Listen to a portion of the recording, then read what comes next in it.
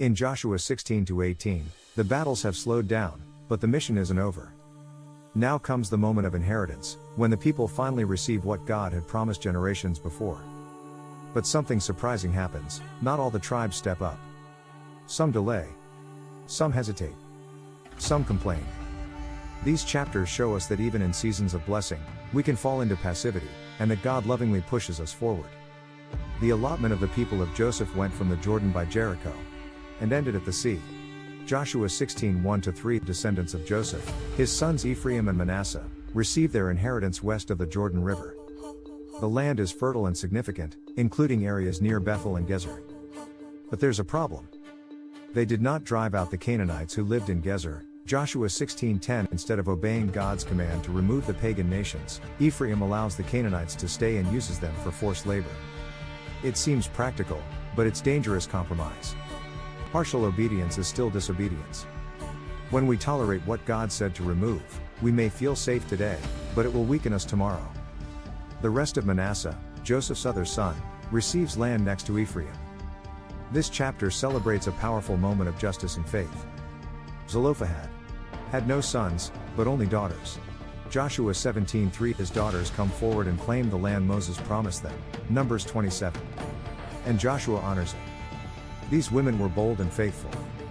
They trusted God's promise, stepped forward, and asked, and they were rewarded. This shows us, faith speaks up. Later, the tribe of Joseph, Ephraim and Manasseh together, complained to Joshua, "Why have you given us just one portion, even though we are many?" Joshua 17:14 Joshua responds with both encouragement and challenge, "You are numerous and strong, go clear the forest and claim more land." v. 15 Though the Canaanites have iron chariots, you will drive them out. v. 18 It's easy to ask for more while doing less. Sometimes, God has already made a way, but we need to pick up our tools and move forward in faith. The whole congregation of Israel assembled at Shiloh and set up the tent of meeting. Joshua 18:1 This is a sacred moment. For the first time, Israel establishes a central place of worship in the land, the tabernacle at Shiloh. But despite the victory and the presence of God among them, 7 tribes still haven't claimed their inheritance.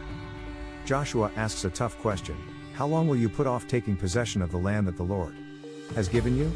Joshua 18:3 sends out surveyors, men from each of the remaining tribes, to explore the land and report back. Then Joshua casts lots before the Lord to divide the territories, beginning with the tribe of Benjamin. It's possible to have God's promise, God's presence, and still delay. Not because of opposition, but because of fear, comfort, or spiritual apathy.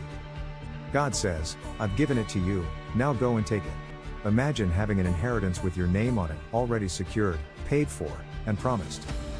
But instead of receiving it, you hesitate. That's what was happening in these chapters.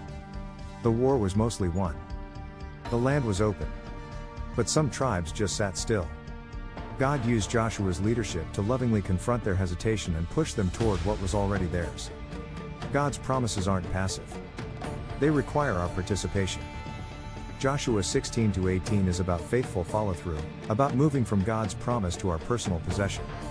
In chapter 16, Ephraim compromises by allowing the enemy to remain. In chapter 17, Manasseh asks for more, and is challenged to work for it. In chapter 18, Joshua urges the remaining tribes, how long will you wait? Whether you're called to lead, to step up, or to simply stop delaying, God has already gone before you. He's asking, will you trust me enough to take what I've already given?